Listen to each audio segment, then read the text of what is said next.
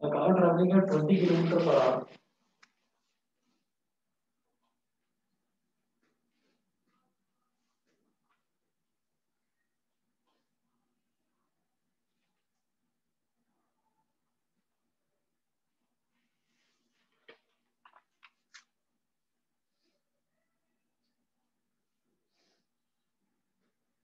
A car traveling at 20 kilometer per hour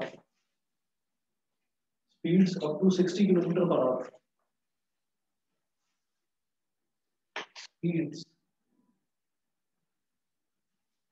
up to 60 kilometer per hour in 6 seconds. In 6 seconds. Full stop. What is its acceleration? What is its acceleration?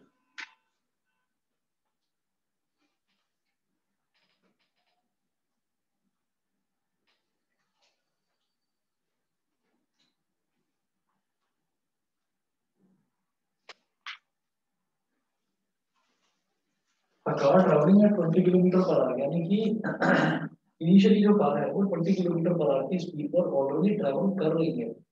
जब वो इतनी speed पर already travel कर रही है तो ये हमारी इनिशियल स्पीड हो गई। इनिशियल स्पीड कितनी 20 किलोमीटर पर आवर, तो उसको क्या बोलेंगे यू।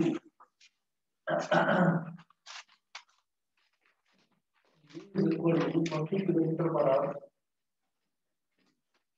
उसको बोलेंगे 20 इंटू 5 अपॉन 18, 2 9 का 18 और 2 10 का 20, तो ये हो गया बेटा 50 upon 9 metre per second. Initial velocity को मैंने मीटर पर सेकंड में कन्वर्ट कर दिया। उसके बाद फाइनल वेलोसिटी कितनी है 60 kilometre per our. Final velocity को हम बोलते हैं v। v is equal to 60 kilometre per hour, इसको भी मीटर पर सेकंड में कन्वर्ट करा, 60 मल्टीप्लाई बाई 5 अपॉन 18, 2 9 का 18, 2 30 का 60, तो ये हो गया 150 अपॉन 9 मीटर पर सेकंड। ये आ गई हमारी फाइनल वेलोसिटी। उसके बाद देखिएगा और टाइम जो है 6 सेकंड, केवल 20 किलोमीटर पर आवर से 60 किलोमीटर पर आवर, यानी कि इतनी वेलोसिटी से इतनी वेलोसिटी तक बढ़ने में टाइम कितना लगता है 6 seconds.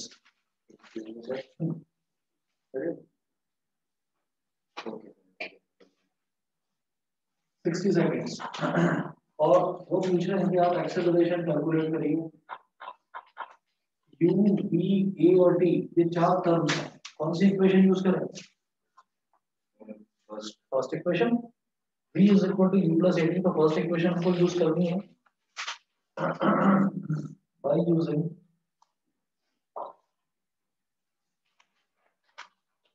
using first equation of motion,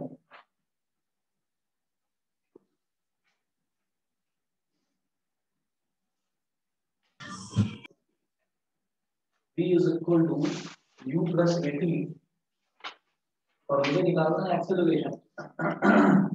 value डालिए,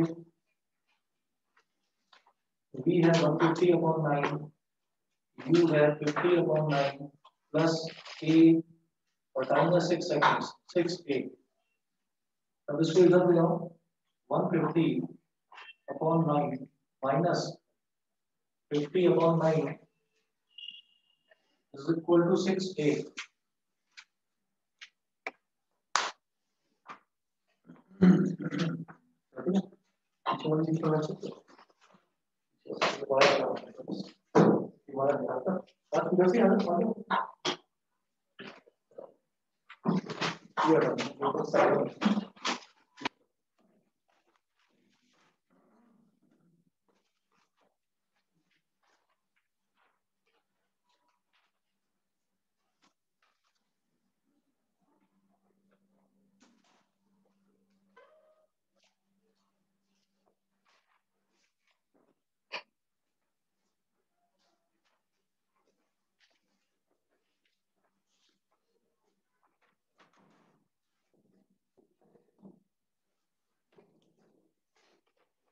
तो ये आ गया हमारे पास 150/9 minus 50/9 is equal to 6a।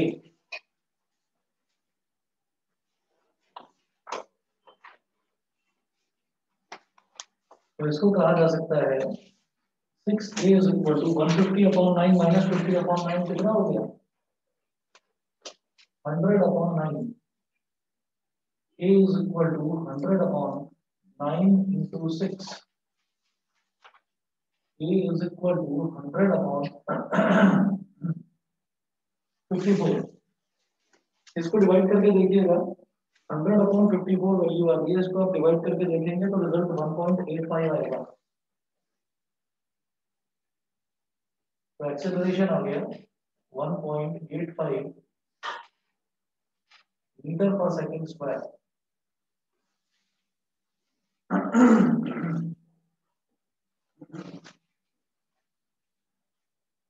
Acceleration आ गया 1.85 मीटर पर सेकंड स्क्वायर। बताइए क्लियर है दिव्यांशी, ध्रुव, ज्ञासा? Yes sir. Yes sir. ठीक है, नेक्स्ट क्वेश्चन नोट करेंगे।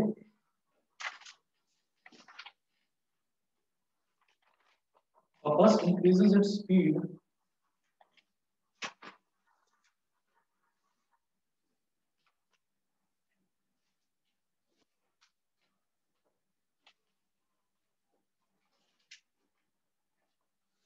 a bus increases its speed a bus increases its speed from 20 km per hour to 50 km per hour from 20 km per hour to 50 km per hour in 10 seconds.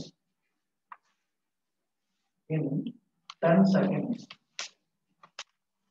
So its acceleration is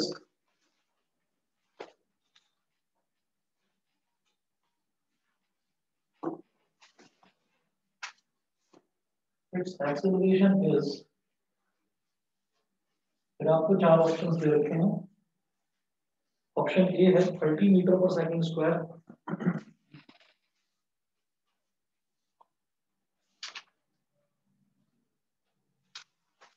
option B है 3 metre per second square,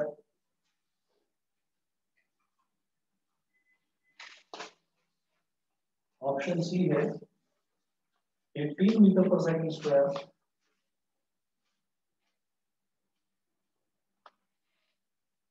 और option D है 0.83 metre per second square. 0.83 metre per second square ये है। अब इसमें देखिएगा वो बोल रहे हैं चूज द करेक्ट आंसर, हमको बताना है इसमें से सही कौन सा। तो आप सीधा सीधा देखो वैल्यू क्या क्या दे रखी है।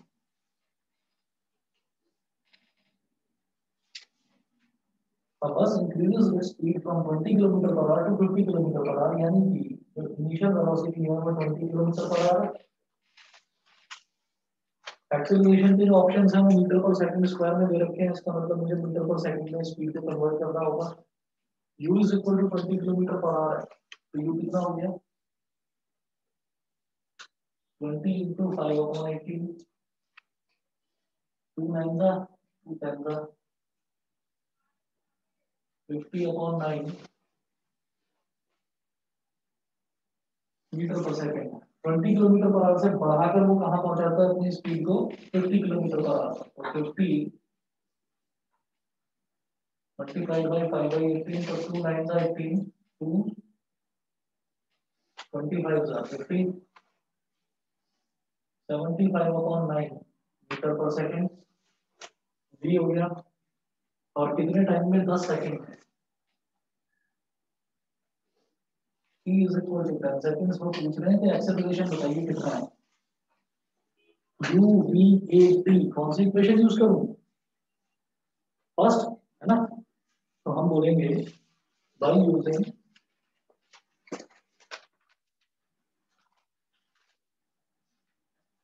फर्स्ट इक्वेशन ऑफ मोशन,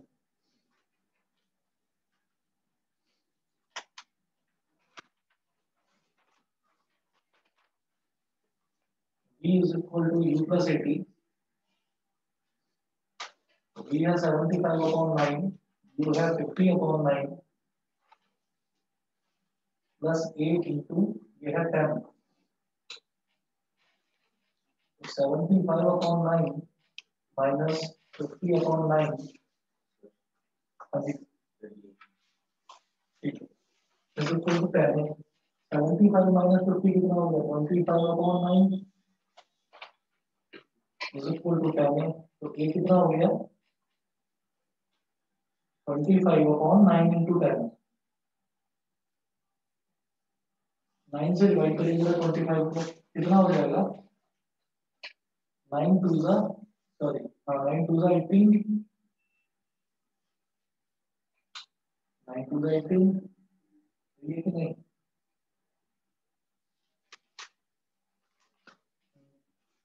9 2 जा 18 तो ये हमारे पास आ गया कितना 7 7 0 हो गया 70 70 का मतलब 9 7 जा 63 फिर 7 आ गया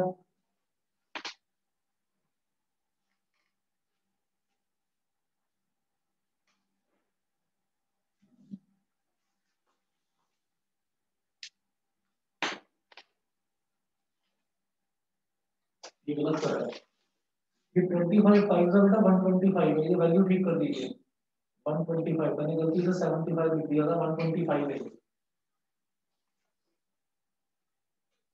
125 इधर भी ठीक करिए 125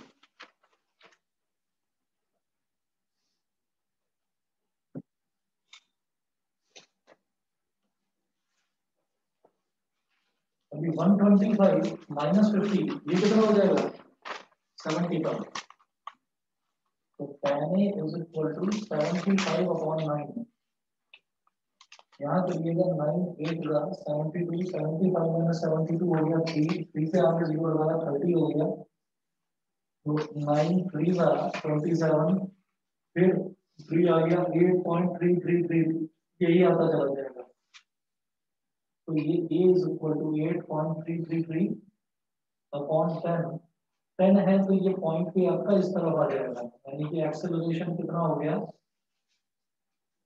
0.83 metre per second square option B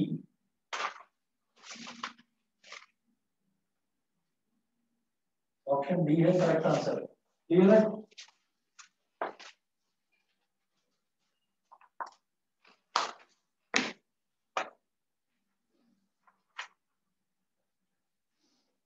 उसके बाद देखिएगा उसके बाद हम ये देखेंगे कि मोशन को ग्राफिकली किस तरह से रिप्रेजेंट करा जाता है तो नेक्स्ट स्टडी करिएगा graphical representation of motion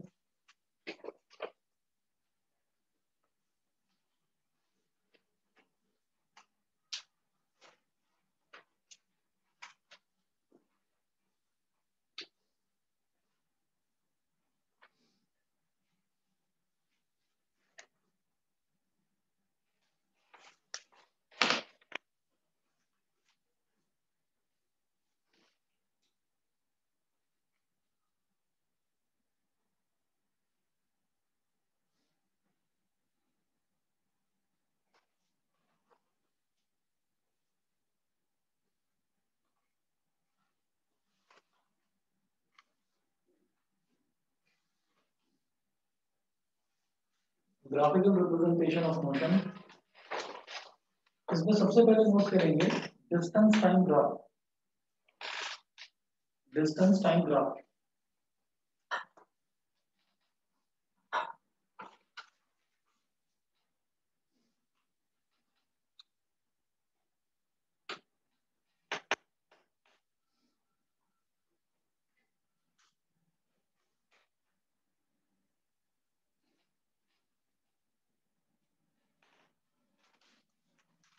distance time graph में हम ये देखते हैं हमेशा मतलब एक एक्सिस पर आपको डिस्टेंस दिखाना है एक एक्सिस पर आपको टाइम दिखाना है तो डिस्टेंस टाइम ग्राफ में हम ये कोशिश करेंगे कि जो टाइम है उसको एक्स एक्सिस पर दिखाइए और डिस्टेंस को दिखाइए वाई एक्सिस पर तो ऐसे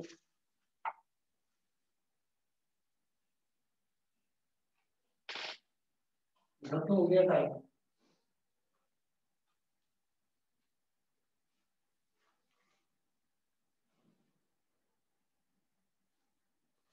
इधर हो गया distance.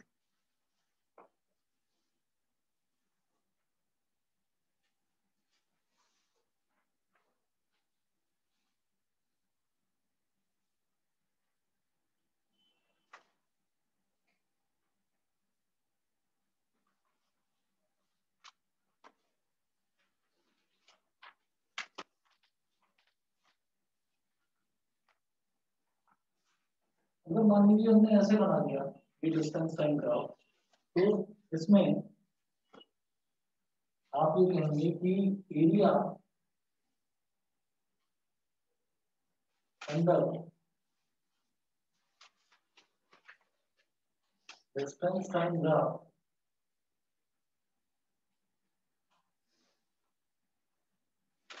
and time axis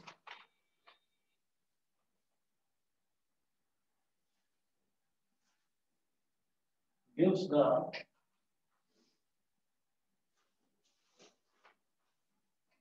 velocity, कैसे? मैंने ये तो एक स्ट्रेट लाइन बना दी, अब इसका मतलब कहीं ना कहीं तो टाइम भी है इसमें, कि टाइम कहाँ तक? तो सोचो कि ये ग्राफ यहाँ पर शुरू होकर यहाँ खत्म हो जाता है, तो मैं ये कहता हूँ कि चलिए यहाँ तक अगर मैं देखूँ तो मान लो ये हमारा 5 है। 5 का मतलब क्या? 5 सेकंड, क्योंकि टाइम की ऐसा यूनिट सेकंड होती है, तो 0 1 2 3 4 और 5। और अगर इधर देखें, इधर इसको ऐसे मैच करिए, ये हो गया 1 2 3 4। तो हम क्या करेंगे कि अगर डिस्टेंस टाइम ग्राफ दे रखा है और डिस्टेंस टाइम ग्राफ के अंदर वाला, उसके नीचे वाला अगर मैं एरिया निकालूं तो एरिया कौन सा हो जाएगा? ये वाला।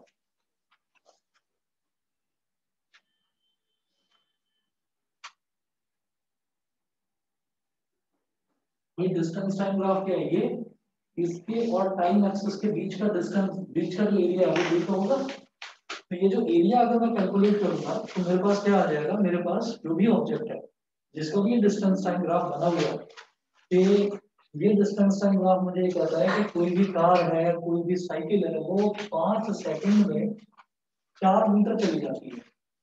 कोई भी बॉडी है 5 सेकंड में 4 मीटर ट्रैवल करती है। तो ये जो 5 है, ये तो आपका हो गया बेस ट्राइंगल का, और ये जो 4 है ये क्या हो गया? ट्राइंगल की हाइट। तो हाफ बेस इनटू हाइट करके आप ट्राइंगल का एरिया निकालो, तो आपके पास वेलोसिटी आ जाएगी।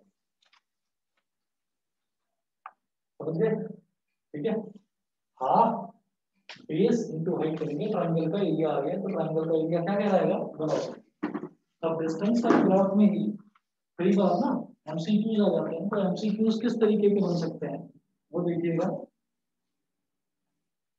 दो डिस्टेंस का ग्राफ और बनाऊंगा नीचे,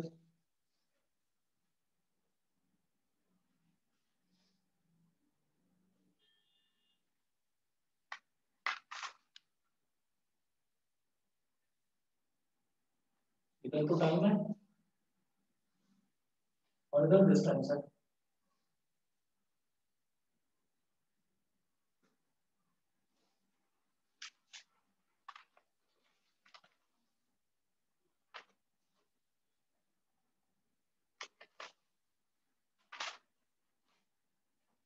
ऐसे ही इधर टाइम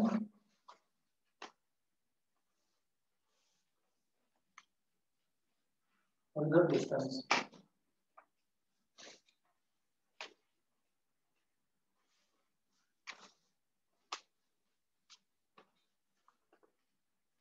अब एक एक लाइन लिख लीजिए, बल्कि यहाँ पर भी लिखो, इधर लिखो यूनिफॉर्म स्पीड,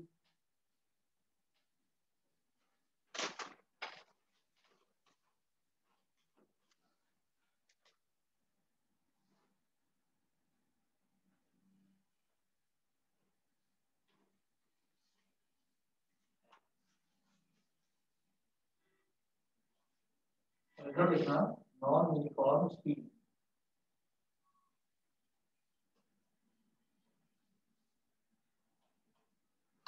अब अगर डिस्टेंस टाइम ग्राफ ऐसा बना हुआ है ना कि ओरिजिन से स्टार्ट होता है और ऐसे जा रहा है, ठीक है, तो आप कहेंगे यूनिफॉर्म स्पीड है। यूनिफॉर्म स्पीड मतलब कांस्टेंट स्पीड है, ठीक, मतलब स्पीड आपकी ना बढ़ रही है ना कम हो रही है, स्पीड आपकी कांस्टेंट चली जा रही है। अगर ऐसा कर्व बनता है तो हम ये कहेंगे कि यहाँ पर हमारी स्पीड क्या है, कम ज्यादा हो रही है, मतलब ये है नॉन यूनिफॉर्म स्पीड। ठीक है, तो यहाँ पर एक लाइन नोट करेंगे, या चाहे मत करो नोट करेंगे, इसका न्यूमेरिकल करना इंपॉर्टेंट है।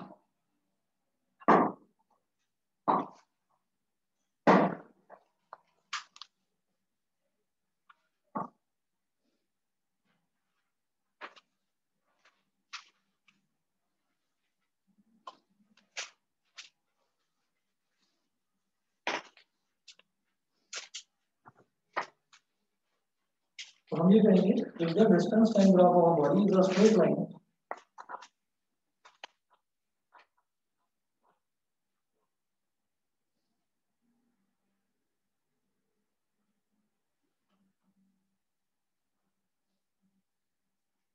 if the distance time graph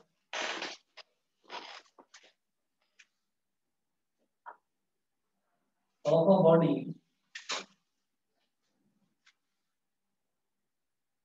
is a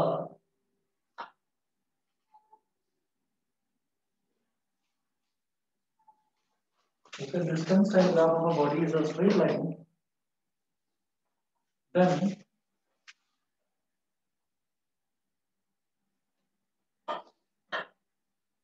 its speed is uniform.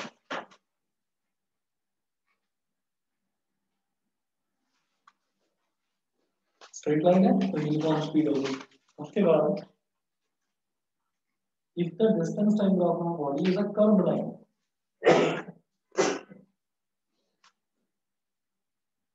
if the distance time graph of a body is a curved line, then its speed is non-uniform. Then its speed is non-uniform. ठीक है,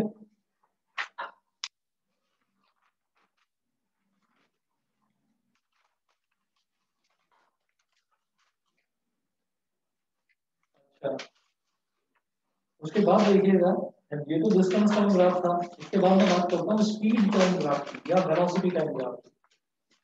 तो ये तो distance time graph था first, second देखते हैं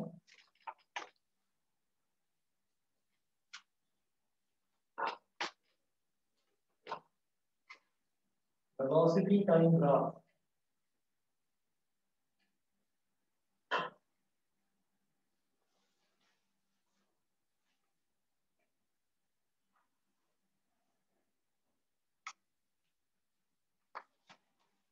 इसके ना दो केसेस लेंगे, बल्कि तीन लेंगे। पहला फर्स्ट देखिएगा, speed time graph when the speed remains constant. Velocity time graph बोल सकते हो या स्पीड टाइम ग्राफ भी बोल सकते हो, एक ही बात है। बस ये है कि भाई जो हम ग्राफ बना रहे हैं, ग्राफ में कहाँ डायरेक्शन दिखाई देगी, तो इसलिए वहां पर आप स्पीड भी बोल सकते हैं, वेलोसिटी भी बोल सकते हैं। तो speed time graph when the speed remains constant,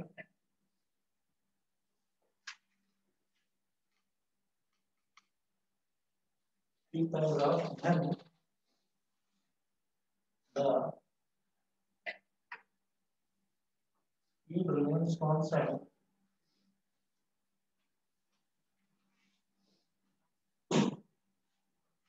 speed time graph when the speed remains constant। ये कैसा बनेगा, स्पीड टाइम ग्राफ का मतलब मुझे समझ में आ जाना चाहिए, जब डिस्टेंस टाइम ग्राफ था तो एक्स एक्सिस पर टाइम और वाई एक्सिस पर डिस्टेंस, अब स्पीड टाइम ग्राफ है तो एक्स एक्सिस पर टाइम और वाई एक्सिस पर स्पीड। ठीक है ना, तो स्पीड टाइम ग्राफ है तो एक्स एक्सिस पर ले लेंगे टाइम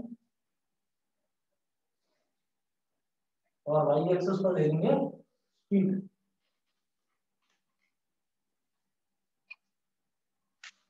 ठीक ठीक है, बेटा दिखाई दे रहा है ऑनलाइन वालों को?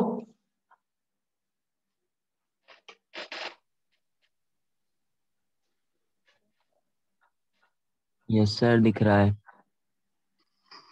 दिव्यांशी ऐसा दोनों हो?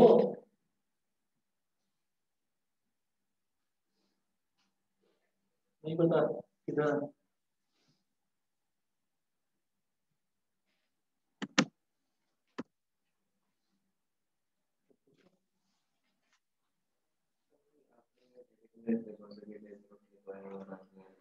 क्योंकि ग्राफ बना रहे हैं ना, तो ग्राफ में तो ये है ना कि ग्राफ में आप स्पीड बताओ या वेलोसिटी बताओ, तो ग्राफ में आप डायरेक्शन तो नहीं बता सकते। तो आप स्पीड बोल दो या वेलोसिटी बोल दो, स्पीड और वेलोसिटी में डिफरेंस सिर्फ यही हो कि वेलोसिटी में डायरेक्शन होती है, तो ग्राफ में डायरेक्शन तो नहीं दिखा सकता इसलिए। ठीक है, तब देखिएगा यहाँ पर ऐसे होता है speed time graph when the speed remains constant. ये क्या आएगा, ये एक ऐसी लाइन आएगी कि टाइम बढ़ता जाएगा लेकिन स्पीड हमारी सेम रहेगी। ठीक है, मान लीजिए टाइम 0 है और यहाँ पर स्पीड दे देती है 2। 0 सेकंड पर भी स्पीड 2 मीटर पर सेकंड, 1 पर भी 2 मीटर पर सेकंड, 2 पर भी आप देखेंगे 2 मीटर पर सेकंड, 3 पर भी आप देखोगे तो यानी कि स्पीड आपकी सेम है, कांस्टेंट है, स्पीड चेंज नहीं होगी। ठीक है, ये क्लियर है? हाँ, उसके बाद हम ये कहेंगे कि एरिया, जैसे मान लो ये 4 सेकंड तक दे रखा हो, मान लो ये मेरे को ग्राफ दे रखा है, स्पीड टाइम ग्राफ यहाँ पर 4 सेकंड तक दे रखा है बस। उसके बाद क्या है वो कुछ नहीं बता रखा, बस इतना दे रखा है। तो हम ये कहेंगे कि जैसे ये था ना, area under distance time graph and time axis gives the velocity, उसी तरीके से area under speed time graph and time axis gives the distance. उल्टा हो जाता है कि डिस्टेंस टाइम ग्राफ के अंदर का एरिया निकालेंगे तो स्पीड आ जाएगी, स्पीड टाइम ग्राफ के अंदर का एरिया निकालेंगे तो डिस्टेंस आ जाएगा। ठीक है, तो area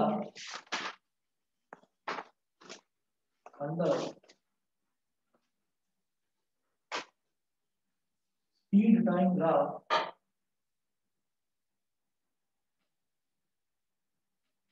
and time axis gives the distance traveled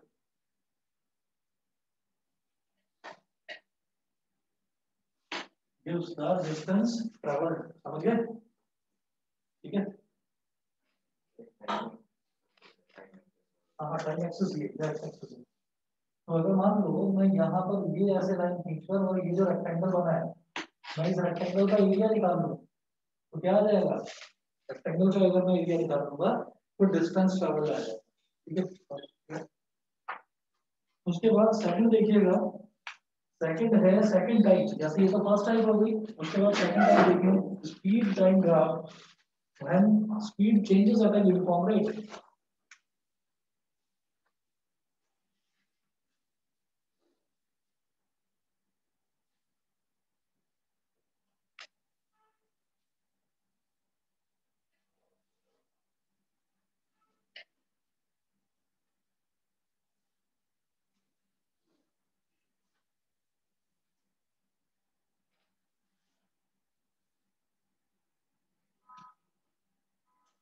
Speed time graph when speed changes at a uniform rate। Bracket में लिख लीजिएगा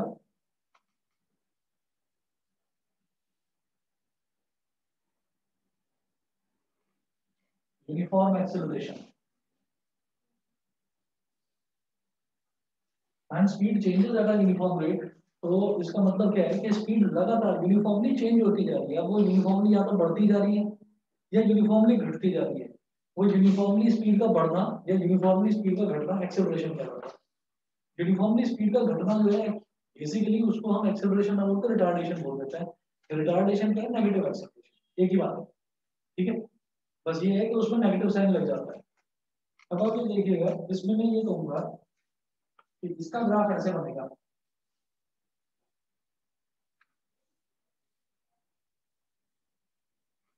एक्स एक्सेस पर टाइम और वाई एक्सेस पर स्पीड।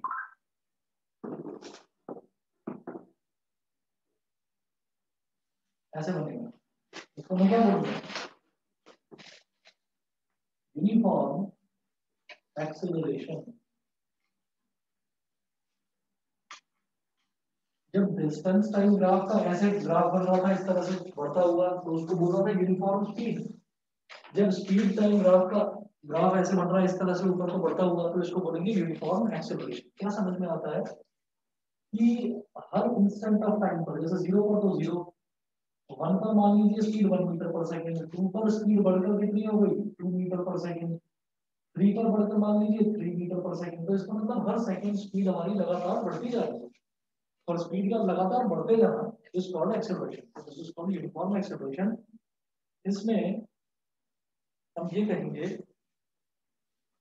कि स्लोप ऑफ, यहां लिखिएगा slope of speed time graph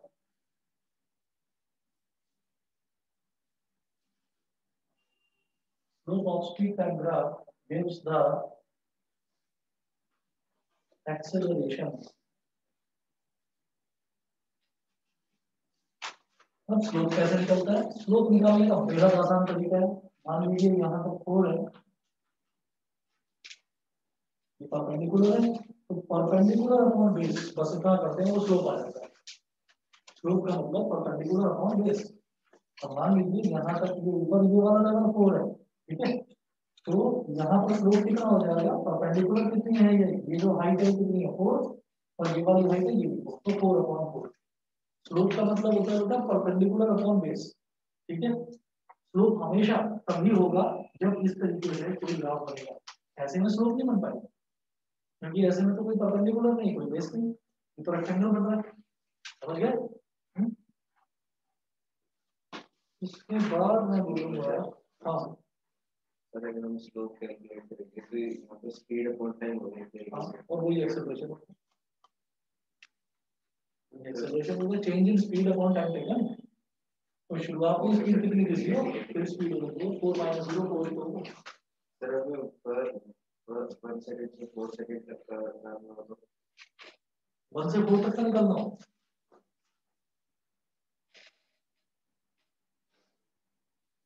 तो फिर हम क्या करेंगे, ये हमारी अच्छा सुनो, स्लोप तो पूरे का सेम ही होगा, स्लोप में कोई चेंज नहीं आएगा, क्योंकि एक्सेलरेशन तो यूनिफॉर्म एक्सेलरेशन है, हम तो पहले भी बाद में भी कहीं भी निकालो तो सेम ही होगा।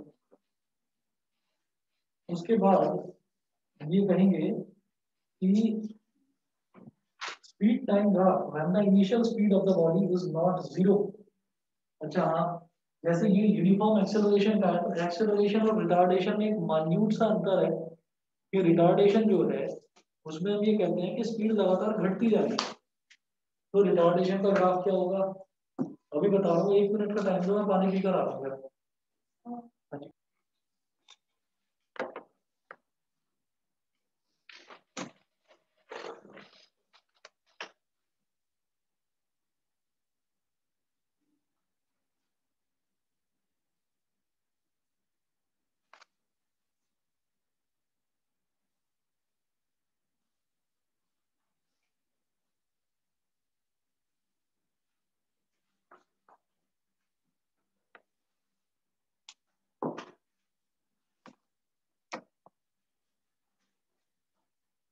अब ये है कि स्पीड टाइम ग्राफ, इसी में speed time graph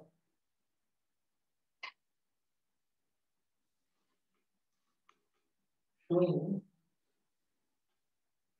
speed time graph showing uniform retardation।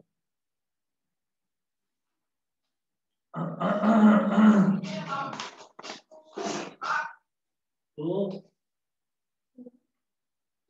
इधर टाइम और उधर स्पीड,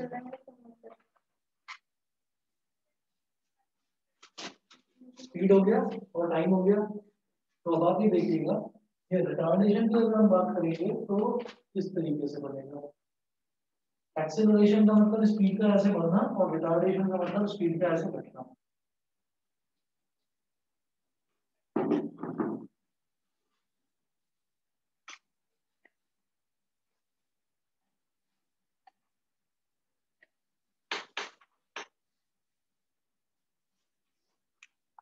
ठीक है। अब एक और देखते हैं इसी में speed time graph when the initial speed of the body is not zero. कई बार क्या होता है कि आपको 3-4 अलग अलग तरीके के ग्राफ दे देते हैं और ऑप्शन दे देते हैं और बोलेंगे यूनिफॉर्म रिटार्डेशन वाला ग्राफ कौन सा है, तो जिसमें स्पीड और टाइम में ऐसे घटता हुआ स्लोप दिखाई दे तो उसको आप बताते हैं कि ये यूनिफॉर्म रिटार्डेशन। ठीक है, तो ये ग्राफ्स आपको याद होने चाहिए। अगला देखेंगे speed time graph when the initial speed of the body is not zero. Speed time graph when the initial speed of the body is not zero.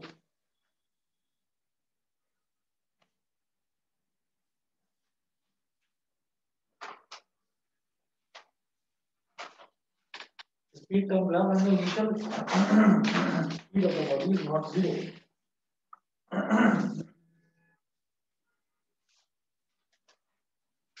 इधर है टाइम और इधर है स्पीड। जब इनिशियल स्पीड बॉडी की zero होती है तब तो वो ओरिजिन से स्टार्ट होता है ग्राफ, लेकिन जब इनिशियल स्पीड बॉडी की जीरो नहीं होती तो इसका मतलब कुछ ना कुछ होगी। स्पीड स्पीड कहाँ पर दिखाओगे आप, वाई एक्सिस पर। मान लीजिए हमारी इनिशियल स्पीड यहाँ पर है और फाइनल स्पीड मान लीजिए इस लेवल पर है। फाइनल स्पीड मान लीजिए ये है, ठीक है। तो ये हमारा स्पीड टाइम ग्राफ हो गया ऐसे। मतलब फिर वो ओरिजिन से स्टार्ट ना होकर फिर वो किसी ऊपर वाले पॉइंट से स्टार्ट हो, ये होता है, समझ गए। और यहाँ पर भी क्योंकि ये ऊपर उठता हुआ स्लोप है तो यहाँ पर भी इसको मैं क्या बोलूंगा, यूनिफॉर्म एक्सेलरेशन। बताइए क्लियर है ब्रो, दिव्यांशी क्लियर है? अरे एक बार फिर समझा दीजिए ये वाला। अभी बता रहा हूँ। मैं कह रहा हूँ कि जब कभी ऐसा होता है कि इनिशियल स्पीड किसी भी बॉडी की इनिशियल स्पीड जो है जब वो जीरो नहीं होती तो ग्राफ जो है वो जीरो यानी कि इधर ओरिजिन से स्टार्ट नहीं होता, फिर वो जो ग्राफ है वो ऊपर वाले किसी पॉइंट से यहाँ से स्टार्ट होता है। जब इनिशियल स्पीड जीरो नहीं होती तब की बात है ये। और है ये भी ऊपर उठता हुआ ग्राफ, तो इसका मतलब ये भी यूनिफॉर्म एक्सेलरेशन। समझ गए? Yes sir. अच्छा, ये हो गया। उसके बाद ये था हमारा इसमें सेकंड केस के अंदर ही था, एक तो ये यूनिफॉर्म एक्सेलरेशन, एक यूनिफॉर्म रिटार्डेशन और एक ये कि uniform acceleration and the initial speed is not zero. जब इनिशियल स्पीड आपकी जीरो नहीं होती, ठीक है, मतलब कुछ होती है इनिशियल स्पीड जीरो के अलावा कुछ भी होती है, जीरो नहीं। अब तीसरा केस देखेंगे इसका, speed time graph when speed changes at non uniform rate.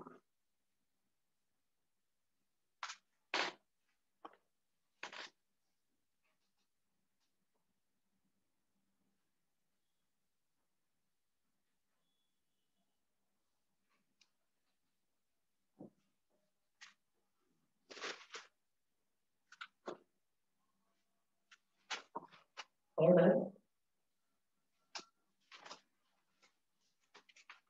Speed time graph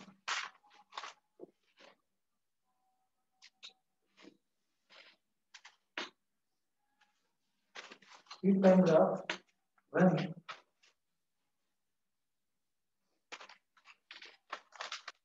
speed not changes at a uniform rate। Speed time graph तब कैसा बनेगा जब स्पीड नॉन यूनिफॉर्म रेट पर चेंज होती है। तो नॉन यूनिफॉर्म रेट का मतलब क्या है, नॉन यूनिफॉर्म एक्सेलरेशन। तो जैसे कि यूनिफॉर्म एक्सेलरेशन वाला था, ये वाला है नॉन यूनिफॉर्म एक्सेलरेशन।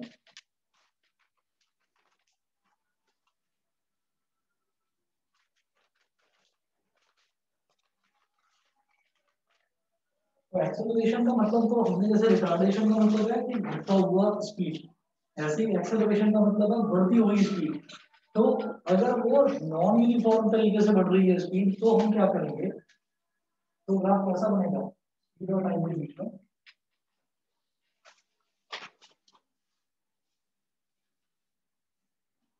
स्पीड ये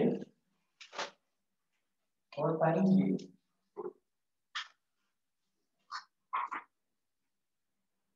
ये ऐसा बन जाएगा नॉन यूनिफॉर्म एक्सेलरेशन।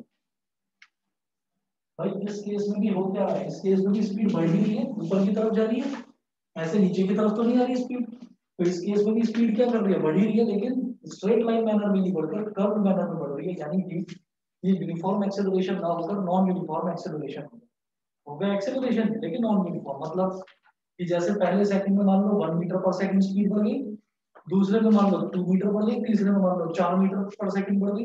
इस तरीके से हाँ ऐसा भी बना सकते हैं, ऐसा भी बना सकते हो, बिल्कुल सही है ना। मतलब स्ट्रेट लाइन ना हो, कैसा भी आप टेढ़ा मेढ़ा कर्व्ड ग्राफ भी बना सकते हैं, ठीक है, वो भी नॉन यूनिफॉर्म एक्सेलरेशन ही कहलाएगा। ठीक है जी बेटा, इसके बाद इसमें लास्ट टॉपिक बचा हुआ है कि ग्राफिकल मेथड को यूज करके, ग्राफिकल मेथड को यूज करके हमें प्रूव करना होगा तीनों की तीनों equations of motion. Last topic बचा हुआ है, वो नेक्स्ट क्लास में कराता हूँ, क्योंकि अभी वैसे तो बचे हुए 5 मिनट, पर अभी जल्दी ही छोड़ रहा हूँ आपको, क्योंकि अभी वो स्टार्ट करूंगा तो वो पूरा नहीं हो पाएगा, उसमें लगातार पूरा लगभग आधा घंटा चाहिए। ठीक है, लास्ट टॉपिक है उसका। ठीक है, फिर आज इतना ही करें।